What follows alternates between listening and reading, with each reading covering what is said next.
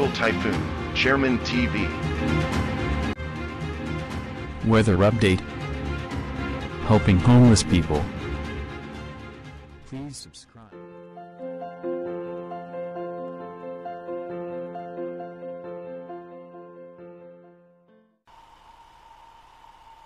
Magandang umaga po. Ito po ang ating latest update ngayong araw, August 28, 2023.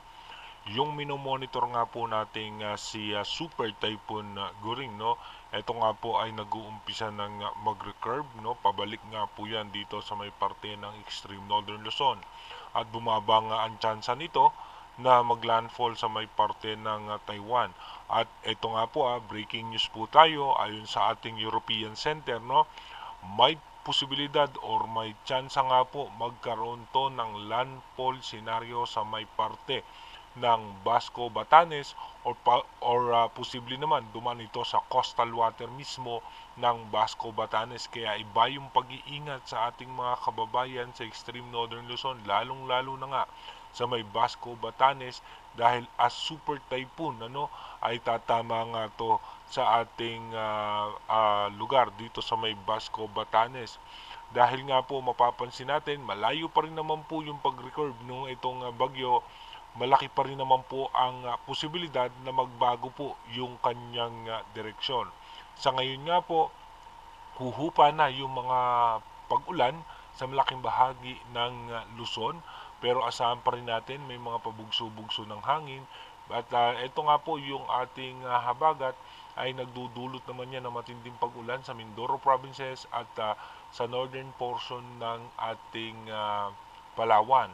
At ito naman isang bagyo na minomonitor natin sa labas ng ating Philippine Area of Responsibility. Ito nga po ay tumaas pa rin ang tsansa na papasok ito sa ating bansa. At ito nga po, pag-angat po niyan dito sa may parte ng Japan, bababa nga po yan ng bahagya papunta rito sa may Taiwan. Kaya ito inuulit natin, malayo pa po itong bagyo na to, malaki pa rin po ang posibilidad na magbago yung magiging direksyon nitong si posibleng bagyong Hana. Dito nga po sa ating mas malapitan na satellite image, magiging maayos na nga po yung lagay ng panahon sa ating halos sa buong Luzon. Asahan na lamang natin yung mga isolated rain shower, pero asahan pa rin natin yung mga pabugso-bugso ng hangin. Pagdating naman po dito sa may parte ng Batangas, Laguna, asahan po natin yan na mayroon pa po tayong mga pag-ulan. May mga malalakas na pag-ulan halos sa buong Mindoro provinces, kaya iba yung pag-iingat yung ating mga kababayan dyan. Hanggang dito po yan sa may Romblon, makakaranas po ng mga pag-ulan. Dito naman po sa may northern portion ng ating Palawan, may mga malalakas na pag-ulan, lalong-lalo na po sa Coron, dito po sa Linapacan, at dito po sa El Nido at Taytay. Sa may western section naman ng ating Visayas, asahan natin magkakaroon din ng mga pag-ulan dito sa Roa City, Bacolod, Mabinay, Tagbilaran, Cebu City, Dumaguete.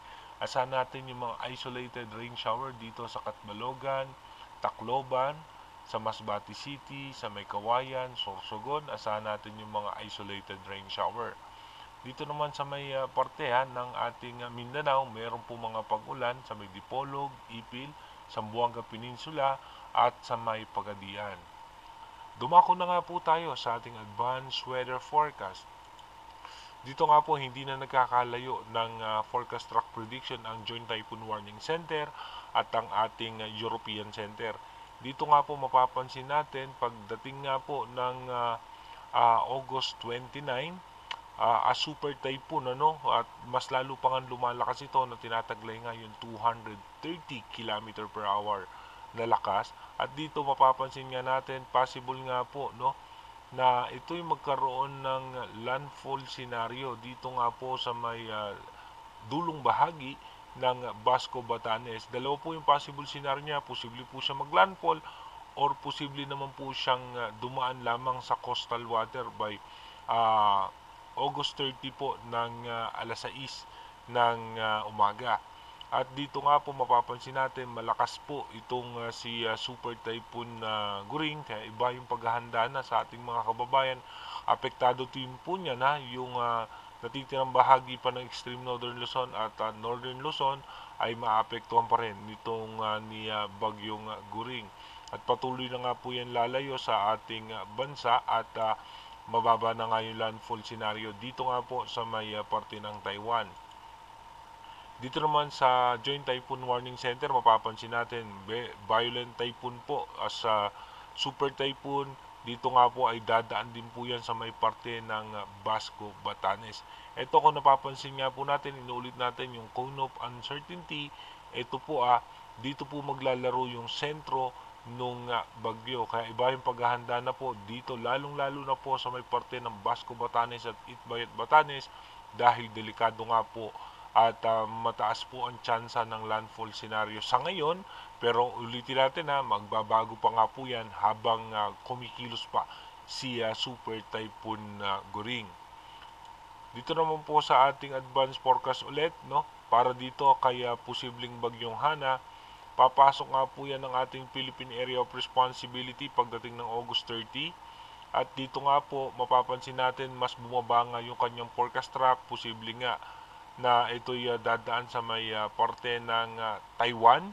At mapapansin naman natin, posible naman po siyang humina at hahatakin po niyan yung ating habagat. At magkakaroon pa tayo ng mga possible low pressure area sa loob at labas ng ating Philippine Area of Responsibility. Kaya iba yung pag-iingat sa ating mga kababayan. Kung mapapansin po natin, yung nakapaligid na bagyo nga po ngayon sa ating bansa, 3 po yan. Isa po ay nasa parte ng karagatan ng Japan, yung isa po nasa labas ng ating Philippine Area of Responsibility, at yung isa, eto nga po ay si Super Typhoon Goring. Mamaya po maglalabas ulit tayo ng panibagong update natin para malaman natin yung panibagong pagkilos ni bagyong Goring. Mag-iingat po tayo palagi. God bless po sa ating lahat.